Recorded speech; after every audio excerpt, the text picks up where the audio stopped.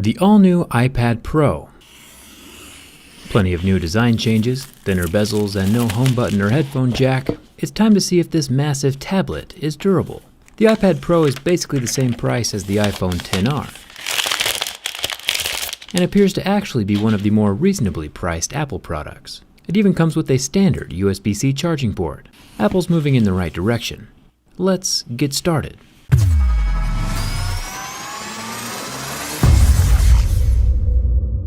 This is the smaller of the two iPads, the 11-inch version. Perfect size for a backpack or book bag. Apple has also released an updated version of the Apple Pencil, which is good. Last year's design included plenty of stupid. Poking out the bottom of the iPad while charging, like an elephant trunk just waiting to snap off. This year it's held onto the side of the iPad with magnets and charges wirelessly. Not quite as smooth as the integrated Note 9 S Pen, which charges internally in seconds with a supercapacitor. Apple doesn't include this pencil in the box, probably out of respect to Steve Jobs. Who wants a stylus? You have to get them and put them away and you lose them. Yuck. Nobody wants a stylus. But let's be honest, they mostly just want you to pay extra for it. The tip of the pristine, clean white pencil does not appear to be replaceable, like they are on Samsung's S Pen, so if you want a finer tip, you'll just have to sharpen it manually. We all know it's what's inside the Apple Pencil that matters most though. Dead center is the weakest point, probably a tad stronger than your average wooden pencil. This immediately gives us unrepairable access to the wireless charging component. These copper coils absorb energy wirelessly through the induction field on the side of the iPad. I'll skin the rest of the pencil. It has a pressure-sensitive tip and a row of strong magnets along the flat side of the writing utensil. The upper half is a bit harder to get inside. The super white plastic coating is not meant to come off. Inside of the upper half of the stiff metal frame is where the battery resides. I tried opening up the metal to get a better look at the battery size and information, but after it squirted battery acid at me, I decided it was not a fun activity.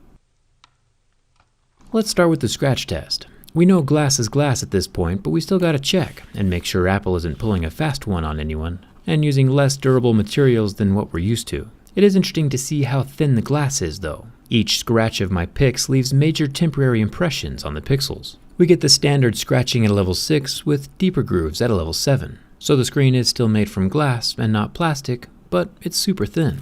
There is a front-facing camera, does the whole Face ID thing now that the home button is gone. The volume buttons up in the right-hand corner are made from metal, along with the whole right side of the iPad. Except for this little patch of plastic in the middle for the wireless charging. Induction can't happen through metal, so Apple cut out the metal and added this little plastic layer that allows the power to flow through to the pencil. Hopefully the plastic doesn't compromise any structural integrity later on. Down at the bottom we get our two large speaker grills. We'll have to see if these are decoration or not during the teardown video. And we also have our USB-C port, which can be used to charge other devices. Pretty cool. Hopefully Apple makes this port the standard across all their devices in the future. That would be an awesomely beneficial move for the customer. The left side of the iPad is blank, except for one little microphone hole right smack dab in the center. You know how easy it is to rip your jeans after a hole has already been started? The same thing applies to metal. That hole is a weak point, and I can see this probably being a problem in the future. There are two more microphone holes up at the top of the iPad, in between the two ginormous speaker grills. There's also the power button, all metal. The back of the iPad Pro is also metal.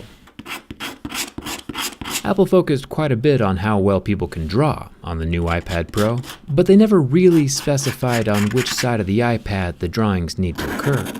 This is the biggest art class with Jerry canvas I've ever had. And the anodized aluminum makes a perfect surface.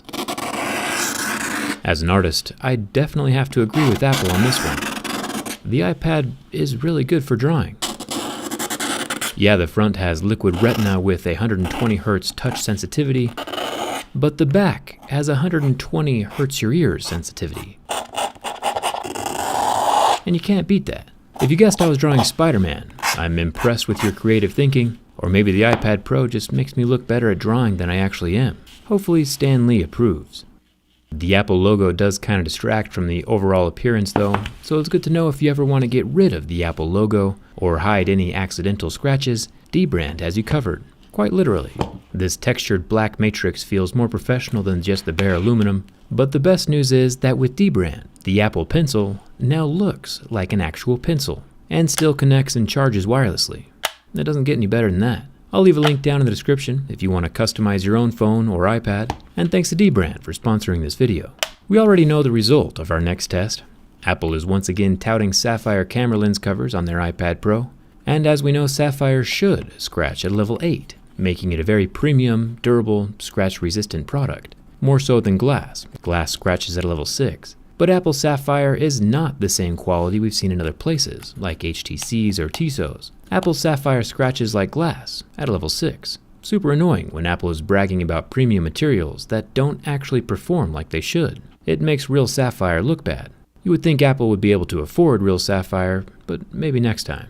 The massive 11-inch display is using Apple's Liquid Retina technology, which is just an LCD, and lasted 10 seconds under the heat from my lighter before turning off. I'm still impressed that I can buy this whole iPad Pro for basically the same price as a XR, which is probably just another example of that phone being incredibly overpriced. Like always with my durability test, it's time for the bin test. I doubt this tablet will ever end up in a back pocket, but it will be in backpacks and book bags or laying around unnoticed on a couch cushion, chair, or bed before someone sits down. Structural integrity is still important.